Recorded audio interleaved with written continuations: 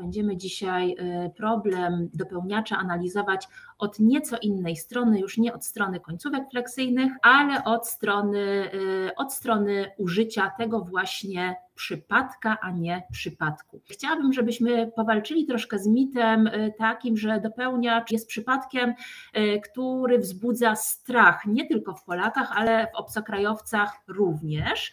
No i właśnie mam nadzieję, że pod koniec mojej krótkiej prezentacji oswoimy ten dopełniacz i zaprzyjaźnimy się z nim nieco bardziej. Dopełniacz i jego pytania już wzbudzają pewne wątpliwości w obcokrajowcach, kiedy, w jakiej sytuacji, w jakiej kolejności wprowadzamy ten właśnie przypadek. No przede wszystkim jest to jeden z 4 najczęściej używanych, występujących przypadków w naszym języku, a w całym procesie dydaktycznym wprowadzany jest dość późno, no bo zaczynamy uczyć obcokrajowca, zaczynamy oczywiście od nauki wymowy, od nauki alfabetu, jaki mianownik jest najczęściej tym pierwszym przypadkiem wprowadzonym. Potem przechodzimy 2 szkoły, przechodzimy albo do biernika, albo do narzędnika. I tutaj nic interesującego za specjalnie się w procesie dydaktycznym nie dzieje, końcówki są łatwe, wszystko jest prosto i przyjemnie i dopiero kiedy ten dopełniacz puka do drzwi, kiedy się pojawia w zakresie naszego programu nauczania, właśnie końcówki, różnica między A i U, sytuacje użycia i pojawiają się pierwsze pytania, pierwsze wątpliwości. Studenci bardzo często wymagają od nas jasnych odpowiedzi. Kiedy A, kiedy U? A dlaczego nie piję soku, ale nie jem sera? No nie wszystko da się wytłumaczyć, ale postaramy się wykazać, w jakich sytuacjach możemy dopełniacza prawie na 100% użyć. Dopełniacz toczy też nieustannie walki z biernikiem, o tym też będziemy jeszcze dzisiaj mówić. Wątpliwości pojawiają się już na starcie, przypadka czy przypadku. Przypadku jako sytuacji losowej, przypadka jako kategorii gramatycznej. Mamy już piękną różnicę między A i U. Pierwszą taką sytuacją, o której warto wspomnieć, są zdania z zaprzeczeniem, jest negacja. Czyli proszę Państwa, jeżeli mamy konstrukcję twierdzącą, w której po czasowniku pojawia nam się biernik, czyli na poziomie początkującym czytam dobrą książkę, no to kiedy takie zdanie zamierzamy zaprzeczyć, no to nie czytam czego, kogo czego, nie czytam dobrej książki. Piję codziennie na śniadanie czarną kawę, ale nie piję czego? Czarnej kawy. Czy zawsze? Znowu proszę Państwa, 100% reguła w języku polskim, taka na 100%, no praktycznie nie istnieje, zawsze znajdzie się jakiś wyjątek, który ją podważy. I tutaj tym wyjątkiem jest połączenie przyimka z biernikiem. Zapytam go o dobrą książkę, mamy biernik, ale nie zapytam go o co. Też nie zapytam go o dobrą książkę. Słucham muzyki, słucham mamy, potrzebuję długopisu, ale nie słucham muzyki, nie słucham mamy, nie potrzebuję długopisu. Nadal dopełniacz. Dlaczego? Dlatego, że mimo tej negacji rekcja czasownikowa wymaga nam tutaj wstawienia właśnie dopełniacza.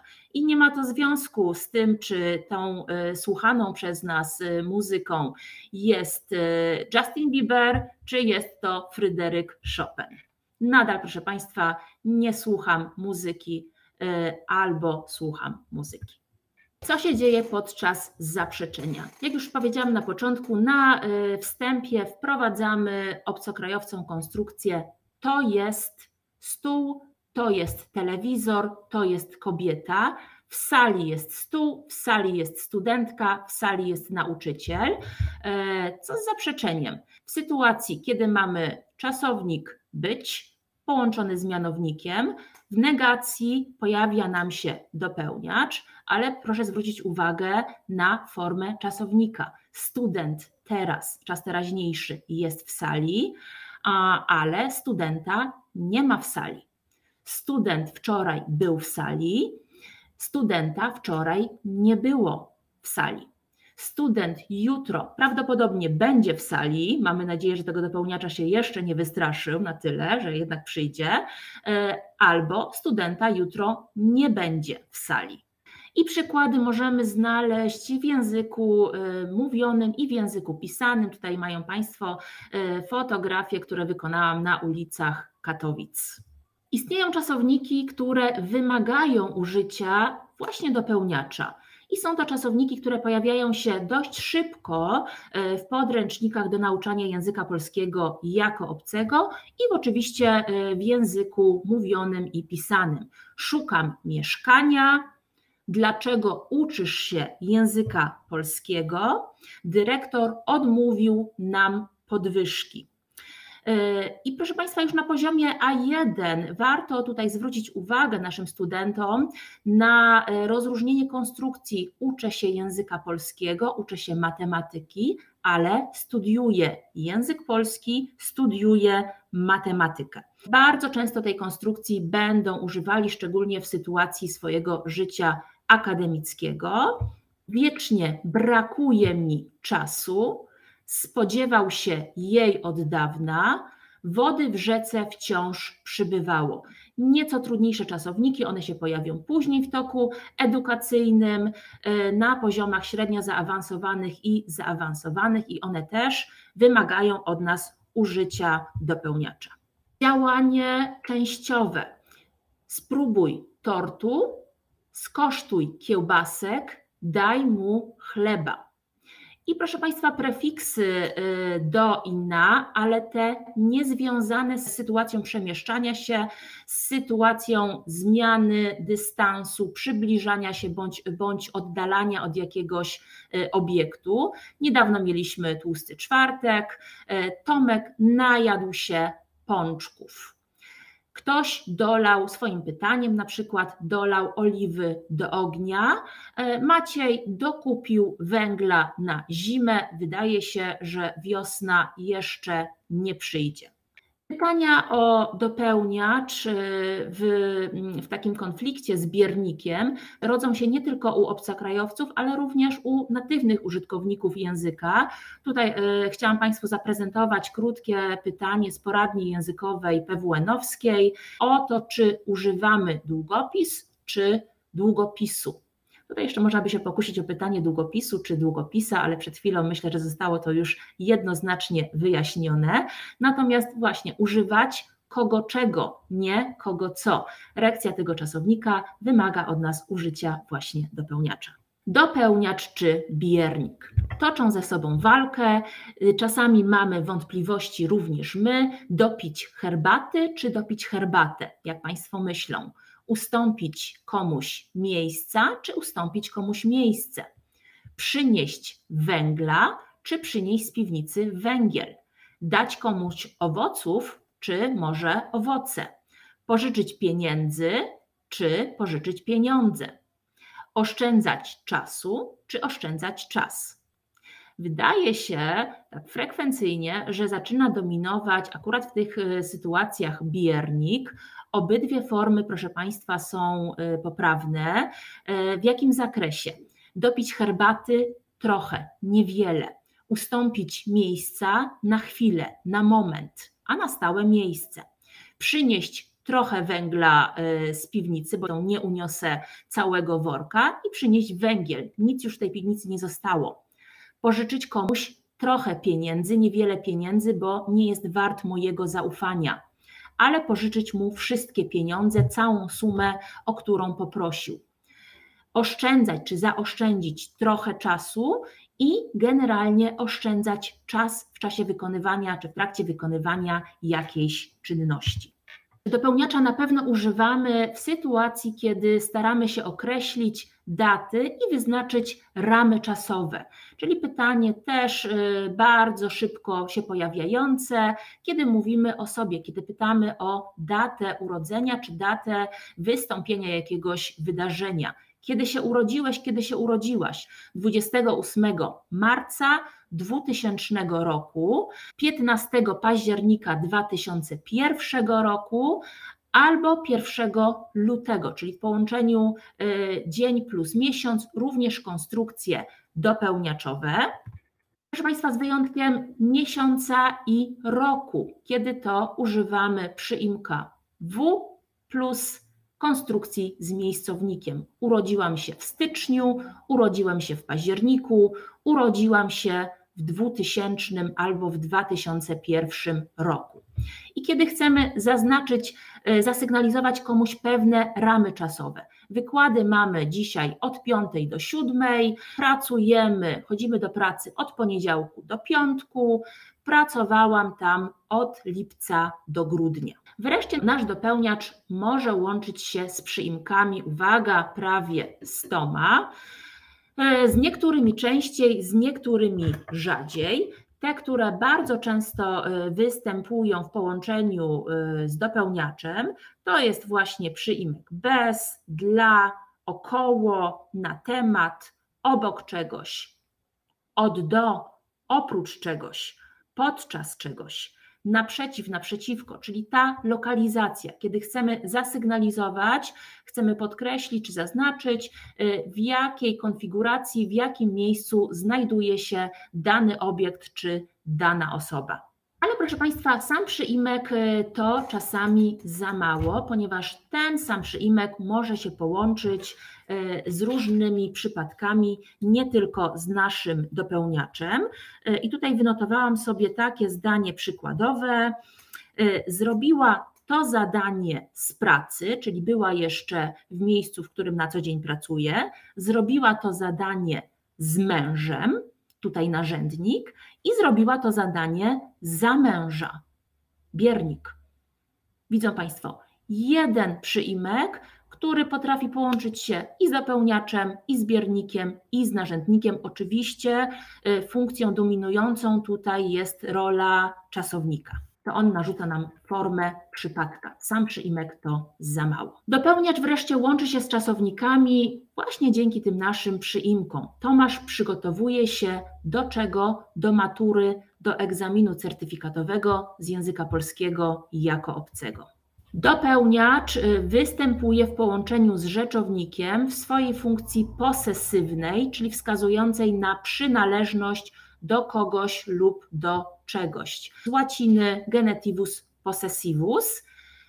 Druga funkcja dopełniacza, czy właściwie kolejna już dzisiaj omawiana, to jest funkcja partytywna, czyli część całości, genitivus partitivus. Wreszcie dopełniacz może wskazywać na wykonawcę czynności, monolog kogo? Prezentującego, monolog nauczyciela, monolog wykładowcy, powrót kogo? Powrót króla, słuchanie czego? Słuchanie wywiadu, słuchanie, tak jak Państwo teraz, prezentacji czy wystąpienia, wzrost cen ze względu na inflację. W pytaniach, bardzo często, proszę Państwa, w wykrzyknieniach pojawia się nam również dopełniacz. Na poziomach początkujących, co słychać, jak się masz, możemy skrócić do pytania, co nowego. I taki stereotypowy, standardowy Polak, standardowy Kowalski odpowie zapewne nic dobrego, no bo przecież ponarzekać też musimy. Przykłady znowu z życia wzięte, do pierożków zupka gratis i fragment wypowiedzi, którą kiedyś zresztą bardzo miłej usłyszałam, przeczytałam właściwie na swój temat, też użycie dopełniacza, tyle złota, tyle czekolady, tyle pieniędzy.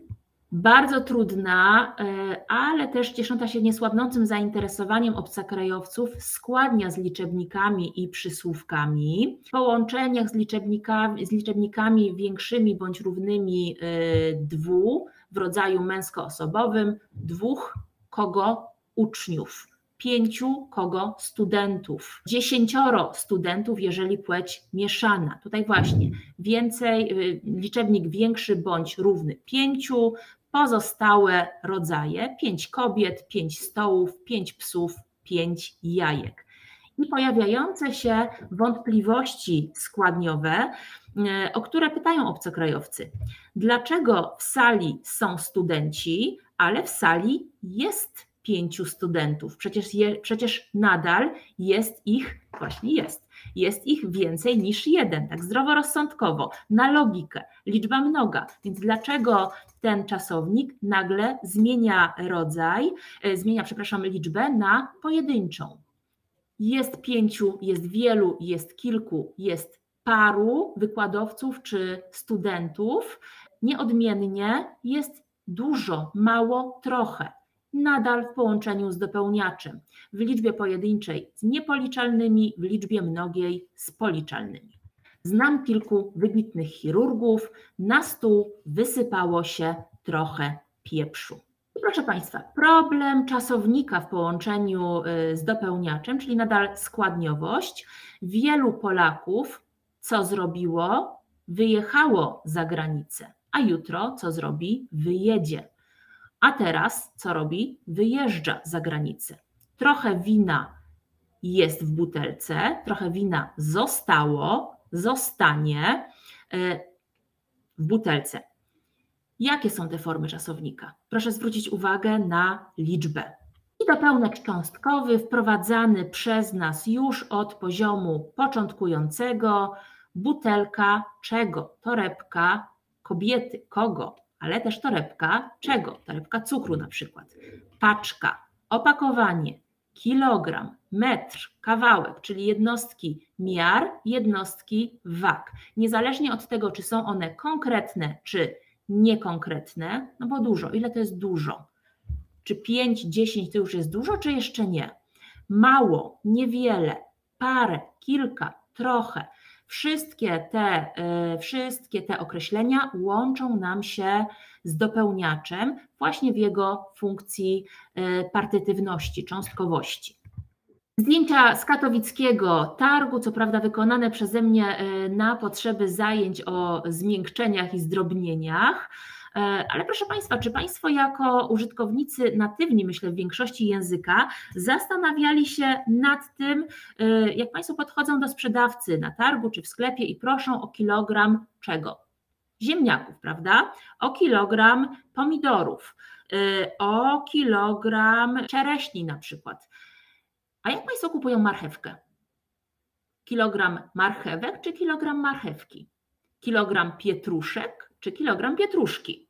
Kilogram kalarep czy kilogram kalarepy? Gdybyśmy nie kupowali jej na sztuki, bo tutaj raczej będziemy kupować na sztuki. Wydaje się, że nazw warzyw okopowych używamy jednak w konstrukcji pojedynczej, singularia tantum.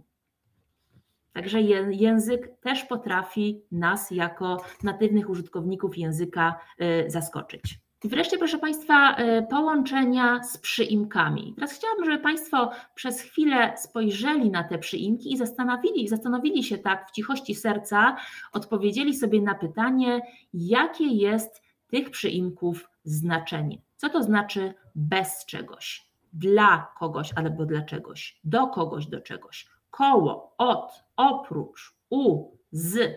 Wszystkie te przyimki potrafią nam się połączyć z dopełniaczem i w jakim kontekście. Bez wskazuje na brak czegoś, na sposób przebiegu czynności lub na zakaz jej wykonywania. Chcesz kanapkę z serem czy bez sera? Kawę z mlekiem czy bez mleka? Zjesz kluski z sosem czy bez sosu? I proszę zauważyć, że odpowiadając nie musimy już używać całej pełnej konstrukcji, wystarczy nam sam przyimek. Kawa z mlekiem czy bez? Bez. Jest to w pełni zrozumiałe. Sposób przebiegu czynności, przebiegu akcji. Wszedł do pokoju bez pukania. Nie pukając, konstrukcja imię-słowowa, albo bez pukania. Zrobił to bez myślenia. Niestety coraz częściej nam się takie konstrukcje pojawiają. Wyrażanie zakazu w wykrzyknieniach, czyli proszę Państwa, bez paniki, bez nerwów, spokojnie, jak to coraz częściej mówimy, tylko bez takich, bez kogo czego, bez takich głupich żartów, bez takich głupich kawałów. Przyimek dla wyraża cel, celowość, po co coś robimy, albo wskazuje adresata czynności, pozdrowienia dla kolegów, proszę przekazać moje pozdrowienia dla kolegów, piszę pocztówki z wakacji dla kolegów, wyrażam szacunek dla ojca, ale te konstrukcje możemy też wyrazić za pomocą celownika, czyli przesyłam pozdrowienia kolegom. Eliminujemy przyimek, używamy innej konstrukcji językowej. I określenie celu. Pracuję dla pieniędzy, przynajmniej jestem szczera, ale czytam już dla przyjemności. Wreszcie, proszę Państwa, do wskazywania miejsca, czasu, tych ram czasowych, o których już mówiliśmy, i ilości czegoś. Dokąd w mowie potocznej uznajemy również pytanie gdzie. Jadę do Polski, wzorcowo jadę dokąd, przemieszczam się, przemierzam jakiś dystans, zmieniam miejsce bytności. Pytanie oficjalne, wzorcowe, jadę dokąd. Nieoficjalnie, czy też mniej wzorcowo możemy użyć konstrukcji gdzie jedziesz. I taką formę zazwyczaj słyszymy na ulicy i taka też forma jest uznawana za poprawną, chociażby w polskim systemie certyfikatowym języka polskiego jako obcego. Koło, relacja przestrzenna, bliskość, coś jest blisko czegoś. On ma około 50 lat, czyli wygląda na więcej niż ma w rzeczywistości. Te ramy czasowe i przestrzenność. Relacja przestrzenno-społeczna. Jestem u ciotki. Mamy na przykład jutro będę jadła obiad. I wreszcie miejsce, źródło przekazywania informacji, przyczyna czegoś, sposób przebiegu czynności i stopień jej nasilenia. Dopełniak posesywny, określenie przynależności lub własności. Książka kogo? Studenta. Samochód czyj? Joanny. Żona Jana. Stosunek całość, część. Oparcie krzesła, zakrętka butelki, brzeg rzeki. Doprecyzowanie znaczenia rzeczownika w kontekście miejsca urodzenia, ale też wyeliminowanie dwuznaczności. Pochwała szefa. Co to znaczy? Taka pochwała, którą ja otrzymałam od mojego szefa, czy pochwała, którą ja wyraziłam w stosunku do niego. Tutaj dopełniacz może być z powodzeniem zastąpiony przez celownik. Złodziej ukradł komputer koledze albo ukradł komputer czyjś kolegi. I proszę Państwa, jeszcze na koniec trochę dydaktyki. Zaprezentowałam nasze pocztówki dydaktyczne, których używamy na poziomach początkujących właśnie w określeniu jednostek miar, jednostek wagi, sposobu przechowywania czy przenoszenia czegoś. Torba, plecak, paczka, torebka, tobołek, walizka.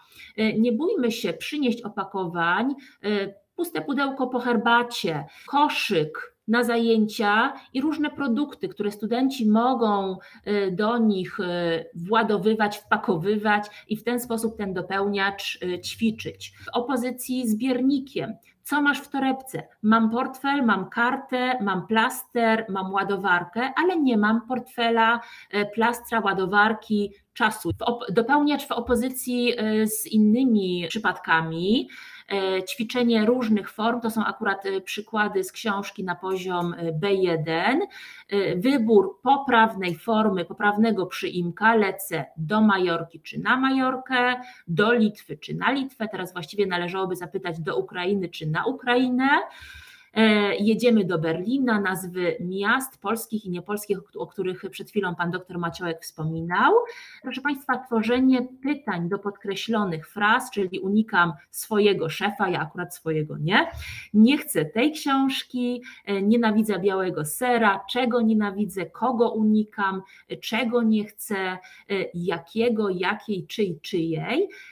I coś, co stwarza niemało problemów, czyli transformacje zdaniowe, kiedy była lekcja, nauczycielka zemdlała, podczas czego lekcji nauczycielka zemdlała. Bardzo Państwu dziękuję za uwagę. Przepraszam.